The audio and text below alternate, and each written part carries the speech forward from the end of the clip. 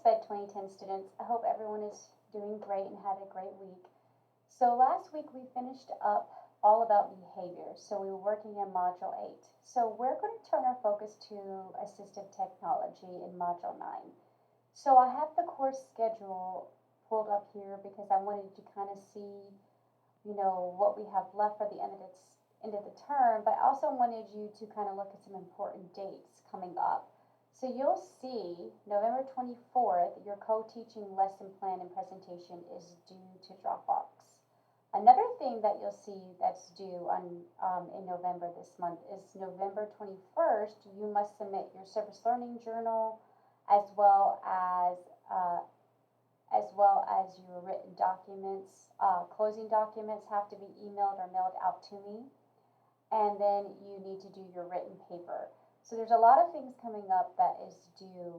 So I just wanted to kind of put that on your radar so you're not waiting until last minute.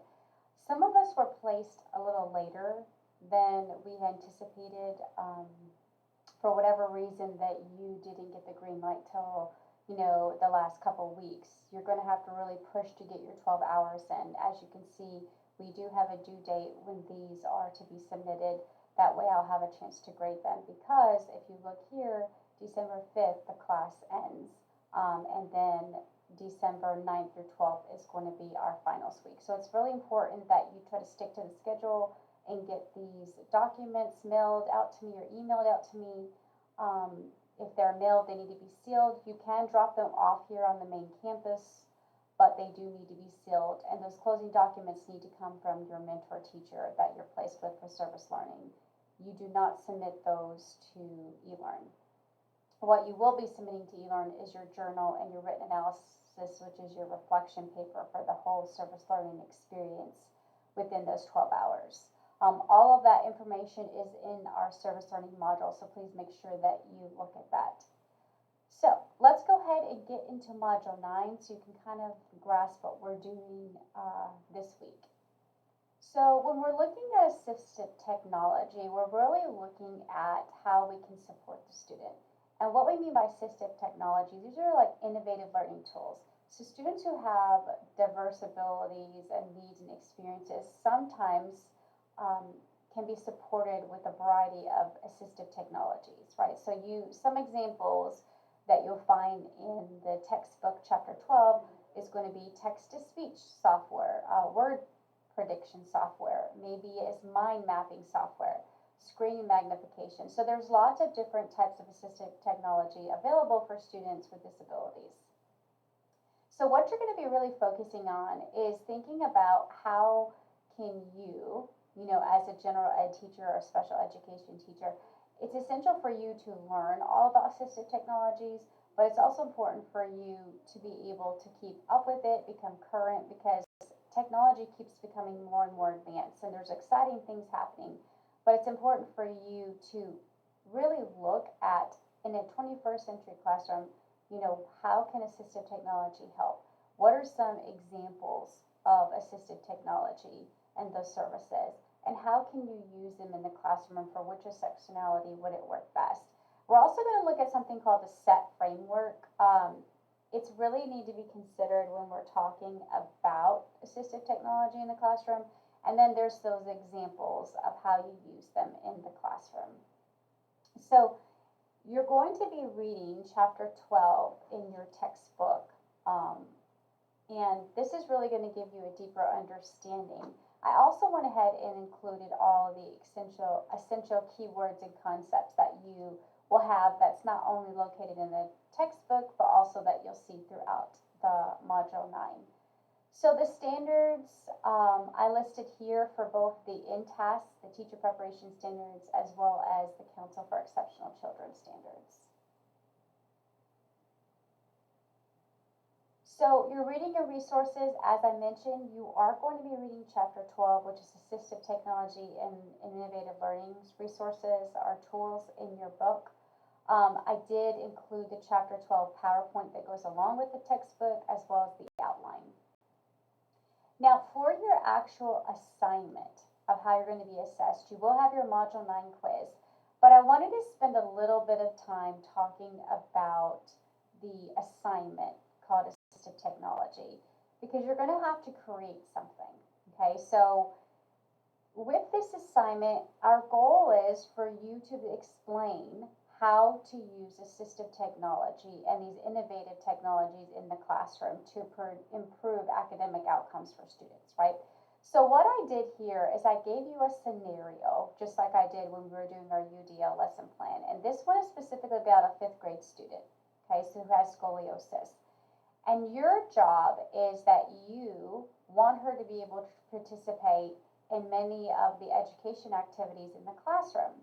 So you are part of the IEP team, and what you're going to do is you're going to prepare a request for assistive technology evaluation, right? So there's a process, and the book kind of explains a lot of it in here, but it talks about the process of evaluation, right? So we can make sure that we can get those technologies, but first we have to request for it based on the need and why do you have that need, and really explain, you identify the needs first, and you see how she could benefit from it. But you have to request you have to request the evaluation for her Natalie as part of the team and how it can help her overcome her challenges. So at the beginning of the assignment, you'll see that I talk about how this is related to the law, right? So we go back to IDEA, the Individuals with Disability Education Improvement Act of 2004. So it defines assistive technology as any item, piece, or equipment or product system, whether acquired commercially, on the shelf, modified, or customized, that is used to increase, maintain, or improve functional capabilities of individuals with disabilities. Okay, so there are really 10 common areas of assistive technology that you really focus on: communication, mobility and positioning, computer access, vision and hearing, behavior and organization, instructional aids, independence transition, and young children. So to complete the assignment, in addition to the scenario I gave you, I also want you to look specifically at your table 12.1, okay, in your textbook. And this is explaining in depth a little more of those areas that I just mentioned of assistive technology, and it gives you examples. And what I want you to do is to think about specifically Natasia's case, right? Her exceptionality. Assistive technology is not one size fits all concept. It's deeper than that. We have to look at the individual strengths and needs of each student in our classroom and what technology would be needed to access the curriculum, right? For her to achieve those outcomes, which is our objective, right? Our objective is explain how using assistive and innovative technology in the classroom can improve academic outcomes for every student. So that's our goal. So when we're thinking about the SET framework, right, I talked to you about that as one of our objectives for this module. When you're thinking about considering selecting certain assistive technologies, you have to look at these things, okay? You have to look at student, the environment, the task in which you're having the student do, the tools required, right? So we use an acronym SET, right, to talk about student, environment, task, tools. We just say SET, okay? And those are the things that we're looking at. Assistive technology would be necessary for Natasia, right? So what you're going to do is read the scenario about Natasia, and then I want you to prepare a request letter for assistive technology evaluation. So you want her to be evaluated with the team, the IEP team. So she has a meeting coming up, an IEP meeting, and you're preparing this request so we can evaluate and talk about how we're going to evaluate Natasia. Okay, so I have a sample letter here in the blue explaining, giving you a sample of how you could formulate this request. Now, when you're looking at the letter, in the letter, in your request letter, you're looking at which 2 areas. You're identifying the 2 areas which Natasia, is experiencing difficulties. And you're going to explain in the letter how she can benefit from assistive technology using a functional outcome statement for each one, okay? So you're going to go back to that table, 12.1, to really talk about which area, right? Which of those 10 areas, but you're looking at examples that you might pull from there. and pick 2 of those areas and maybe 2 assistive technologies in those areas that would support her. Okay, so you're going to complete the letter. The letter will get submitted, your request letter is submitted to Dropbox. Now at the bottom of your letter, you don't have to do a separate document. I want you to complete the self-evaluation. This is kind of elaborating a little bit more about